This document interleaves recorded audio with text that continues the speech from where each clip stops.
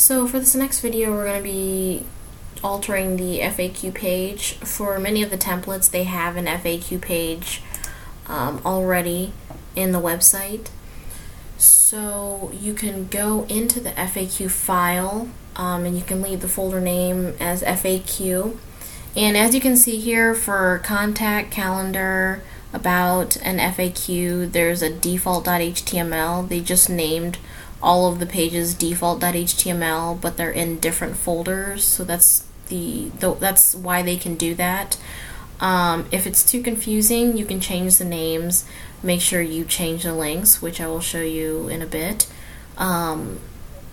accordingly, so that it reflects the path to the links with the new names.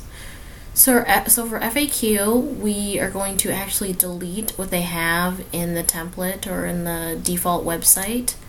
So we're going to delete that, and we'll click yes to confirm the delete. And if you right click on the FAQ folder, and we want to put a new ASPX page there. So for this one, you just want to name it accordingly, so I'll just name it FAQ. And let's go ahead and open that, and you'll start out with a blank form here. For this one, we want to use a details view control from the ASP.NET controls under the data, and we want to drag this and drop it inside the form. And this is what your form will look like. So again, we need to create a new data source. So in the details view task under choose data source, we're going to click new data source.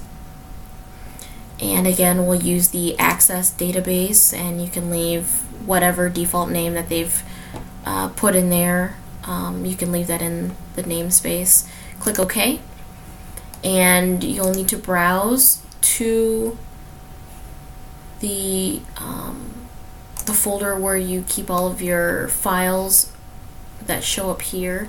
So mine are under data files, tutorial 1, tutorial 4. That's just where it's saved. Yours might be under your zip drive, or I'm sorry, your flash drive, under a different set of files under your website.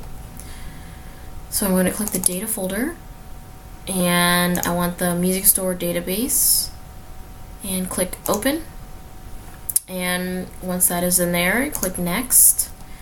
And for this particular page, you want the information from the questions table, so we're going to go down here and click questions, and we need the first name, last name, question, and response. You can click next. You can test the query, make sure you see the questions, the first name, last name, and the response. If that looks correct, you can click finish, and you do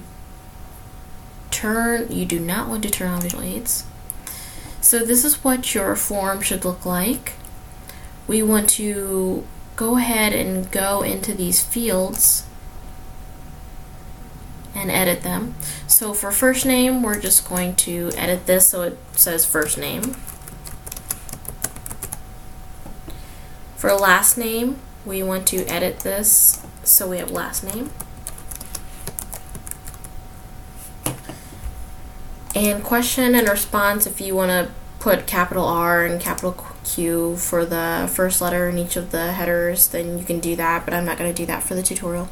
So click OK, and you'll see that information reflected. You want to enable paging, because this is only going to show one record at a time, so you want to page between the different records.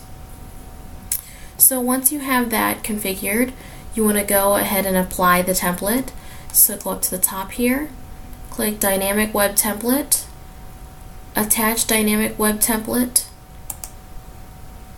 and you want to, if you have to, navigate to your files where your website files are under.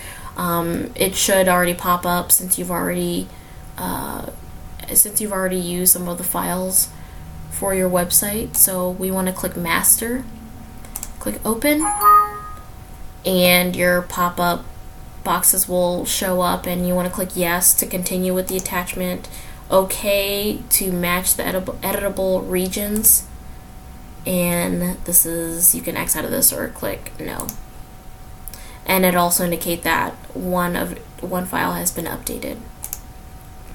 So again, if you want to apply a different format, you can go to auto format and just apply some other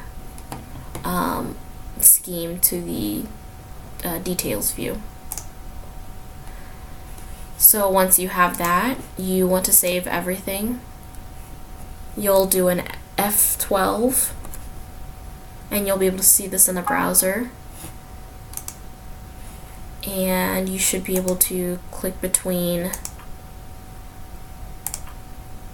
records. If your table looks a little strange and it's all jumbled like this, you can X out of here and go back into your Expressions web and just make it wider. And you'll save that, and then you can do an F12 and it should reflect the changes that you've made right there.